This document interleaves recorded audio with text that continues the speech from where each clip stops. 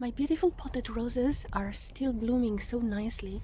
However, after visiting one of the greatest Japanese rose professionals and watching him trimming roses right now, I finally accept the fact that I have to cut them and get them ready for winter and ready to bloom again in spring, and have to cut them really short. And one important thing that Mr. Watanabe of Keisei Rose Garden was teaching us was that thin branches will lead to small flowers and wider large branches to thick and beautiful flowers. So you want to get rid of these unnecessary thin branches and keep the thickest. Another important thing that Mr. Watanabe told us is to keep the center of the rose free. So in that sense, I would need to trim this here to remove this entire center and leave only the outside parts so that the rose doesn't get crowded at the center. And I'm using really sharp ceramic shears and using this hand gel virus killer on the blade every time before I cut to make sure I don't transmit any disease from rose to rose. And so this is the result for now. And yes, it makes you sad to have to throw away such a long cane full of nice leaves, but apparently this is much better to get flowers. And here is the fungicide, Daconil, that I often use, and I'm applying to the top of the cut here, applying fungicide on every cut just to make sure they are not going to get sick. One more thing that I want to advise you is, see right now it doesn't have any name label on it because we trimmed all the branches. So I am going to add right here the name of this rose, because even if you have such outside plastics that you're sticking inside with the name, but if those should be taken away by the wind or by something, then you will not know what your roses are. So let's give it a label. And I'm using this thing that I buy on Amazon, at least in Japan they sell this. It has a very soft texture here and it sticks to itself. It's much more humane than all that scotch tape that people put. See, it's like a cushioning. It doesn't glue itself to the rose that much. Basically it sticks to itself and will be around the rose, and it resists in rain, and even the text will remain, the name of it. So I recommend this as the best option to add name labels to roses. The label will stick to itself and doesn't create sweat or fungus or anything on the rose. And it's like this, very good. Another very important thing is which bud will you leave when you prune the roses.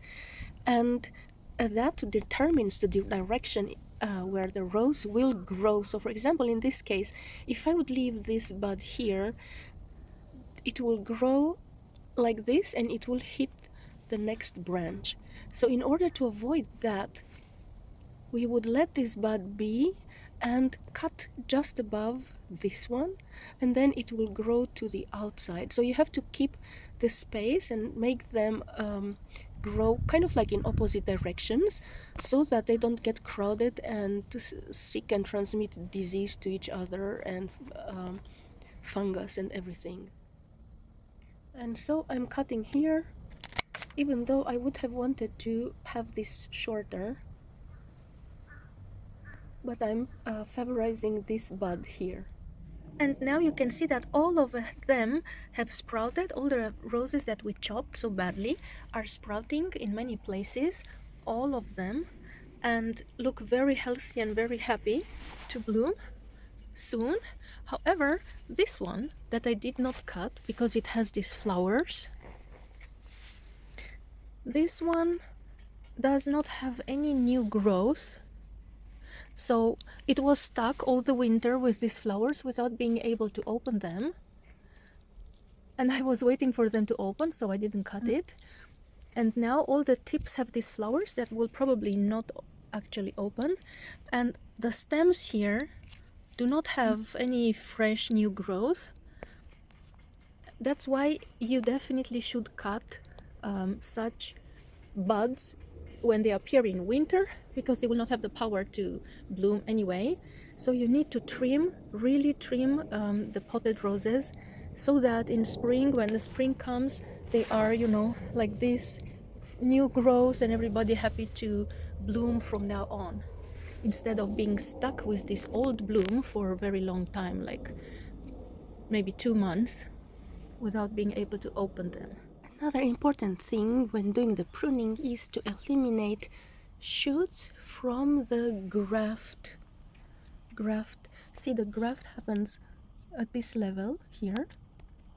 We can still see the plastic around it, and everything that grows from underneath, like this little rose here, has to be removed, because it is not your desired beautiful species, just a wild type of rose.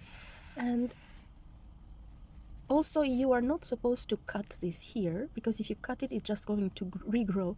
You are supposed to pull it downwards and to try to pull it out with the entire point from where it gives birth to such new shoots. And again, you can compare with the, you see that here in between leaves it is red color, this little stem, it is reddish, and so many leaves on one branch, on one leaf, let's say, while the plant that we are cultivating, that we need, has much less leaves, and the shape is also different.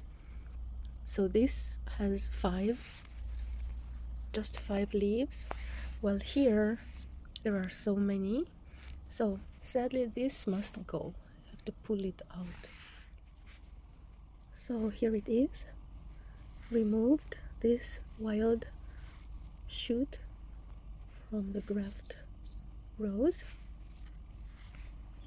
and we'll apply here antifungal. Of course, if you see leaves like this, they need to be cut immediately. Remove everything that looks like this. And then observe this one here. We've had some rains, and it already has powdery mildew that I'm going to spray with a mix of baking soda dissolved in water, and it has to come directly in contact with this powdery mildew. It kills it upon contact. And see, it also spreads here along the stem. So there are some species of roses that are really weak to this powdery mildew, while others have no problems at all. And you have to address it immediately.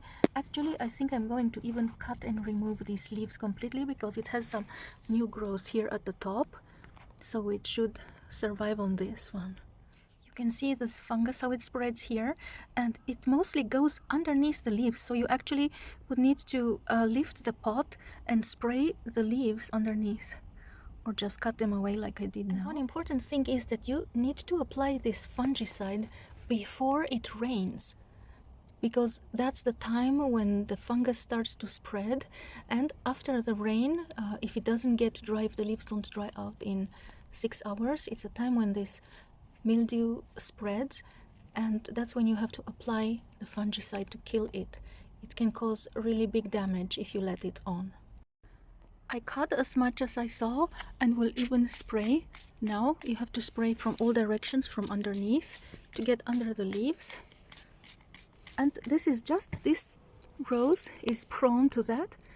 I have another small rose planted next to it, and this one has nothing. So if you want to avoid this step, you should buy roses that are declared as not weak to powdery mildew, then they will not be affected. Now, end of March, they already have new buds. So having a good pruning really motivated them to grow lush and flower already.